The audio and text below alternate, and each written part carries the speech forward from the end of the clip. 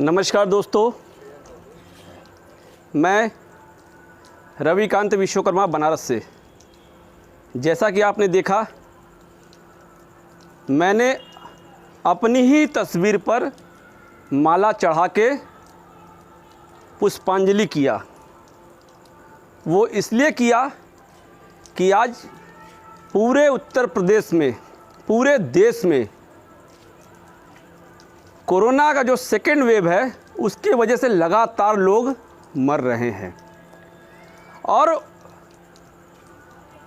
मरने वालों की इतनी ज़्यादा संख्या हो गई है, ये देख के मेरे जैसा नौजवान भयभीत है और डरा हुआ है और वो अपने आप को मरा हुआ समझ रहा है।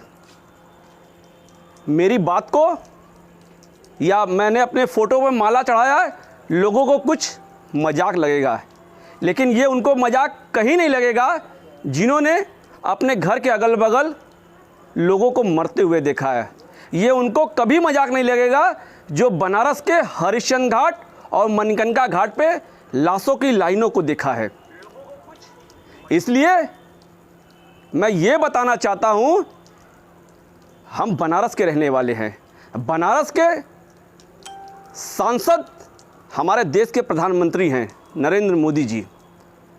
जब साल भर पहले कोरोना का फर्स्ट फेज था, तो उस समय जो भी कोई कोरोना का पेशेंट होता था तो घर घर एम्बुलेंस जाके पेशेंट को लाके भर्ती करती थी। लेकिन आज सेकेंड वेव आने के बाद भी कोरोना के पेशेंट दर बदर अपने आप को एडमिट करने के लिए भटक रहे हैं और उनका कहीं एडमिट नहीं हो पा रहे हैं और वो दवा इलाज के अभाव में मर जा रहे हैं। आज पूरे बनारस में न बेड है, न ऑक्सीजन है, न पर्याप्त डॉक्टर है, न दवाइयाँ हैं। इसका कारण है कि लोग मर रहे हैं। और कोरोना से ही नहीं, कोई एक आम बीमारी से भी अगर कोई ग्रसित है तो उसका दवा इलाज नहीं हो पा रहा है। सुबह सुबह अगर आप अखबार पढ़ें तो अखबार में इतने ज़्यादा टोल फ्री नंबर हैं कि अगर आपको कोई आवश्यकता हो तो आप इस नंबर पर कॉल करिए।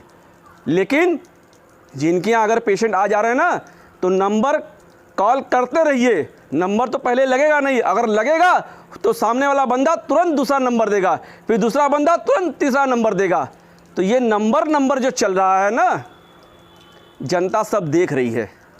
लोकतंत्र में चुने हुए प्रतिनिधियों का ये दायित्व होता है कि वो अपने देवतुल्य नागरिकों का ध्यान दे, जैसे एक राजा अपनी प्रजा का ध्यान देता है। लेकिन आज राजा जनता के बीच शून्य है। इन्हीं बनारस की सड़कों पे, क्योंकि ये वीआईपी शहर है, इन्हीं बनारस की सड़कों पे जो लगातार गाड़ियों का काफिला वीवीआईपी लोगों का हूटर बजाते हुए जाता था, आज वो जनप्रतिनिधि सड़क से गायब हैं। हूटर किसका बज रहा है? एम्बुलेंस का। उस एम्बुलेंस का हूटर बज रहा है और वो पेशेंट इस हॉस्पिटल से उस हॉस्पिटल, उस हॉस्पिटल से उस हॉस्पिटल दम तोड़ दे रहा है। तो क्या इसीलिए लोगों ने जनप्रतिनिधि चुना था? बनारस तो अपने आप को भाग्यशाली समझता था कि मैं सांसद नहीं, प्रधानमंत्री चुन रहा हूँ। जब हमारे पास समय था साल भर का कि हम अपनी चिकित्सीय व्यवस्था अच्छा करें, दुरुस्त करें, लोगों को इलाज दे, तो उस समय ये भक्त हिंदू राष्ट्र बनाने में लगे थे। अरे तुम हिंदू राष्ट्र बनाओ चाहे जो बनाओ, लेकिन पहले लोगों को मरने से तो बचाओ। लोगों की जिंदगी का कोई कीमत नहीं है। जिनके घर के लोग मर गए हैं, ये उनसे पूछिए। अपनी ही तस्वीर पर माला पहनाने का ये आदेश है, ये मेरा आशय है। मैं पागल नहीं हूँ कि मैं अपनी ही तस्वीर पर माला पहना रहा हूँ।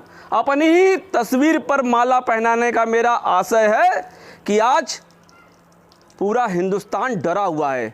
जिसके घर कोई भी छोटी मोटी बीमारी हो जा रही है, वो ये मान ले रहा है कि मेरी तस्वीर पर माला चढ़ जाएगा। मेरी भावना नहीं है कि मैं किसी की भावनाओं को आहत करूं, लेकिन प्रधानमंत्री जी ध्यान दीजिए। आप ये इंतज़ार मत करिए कि लोग लगातार मरे।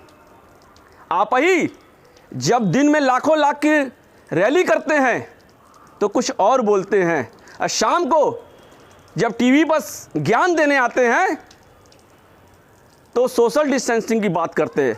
तो मैं आपकी किस बात को सही मानूं, किस बात का पालन करूं? आज जनता त्राहिमाम कर रहा है। वो खोज रहा है कि हमारे जनप्रतिनिधि कहाँ है, हमारे राजा कहाँ है। तो समय रहते सभी हॉस्पिटलों में पर्याप्त ऑक्सीजन की व्यवस्था करें, दवाइयों की व्यवस्था करें और चिकित्सीय व्यवस्था करें, क्योंकि लोग रास्ते में मर रहे हैं। अभी भी वक्त है। सांसद जी, हमारे देश के प्रधानमंत्री नरेंद्र मोदी जी, बचा लीजिए, नहीं तो आने वाला समय ये इतिहास में लिखा जाएगा कि जब लोग मर रहे थे तो हमारे जनप्रतिनिधि ज्ञान दे रहे थे। तो ज्ञान नहीं, ध्यान दीजिए। मैं रविकांत विश्वकर्मा, बनारस से। जय हिंद, जय समाजवाद।